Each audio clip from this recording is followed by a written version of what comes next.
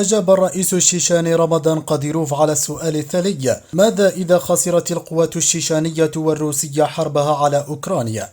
ما الخيار المتاح في هذه الحالة؟ فرد بالقول: إن روسيا دولة عظمى ونووية.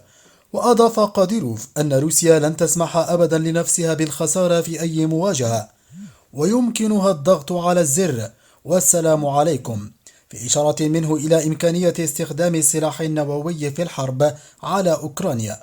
وتابع قاديروف: كما قال رئيسنا فلاديمير بوتين: ما الغاية من بقاء العالم إن فنيت روسيا؟ لا نريد أن يعيش هؤلاء الشياطين لنفنى نحن إلى الجنة وهم إلى النار.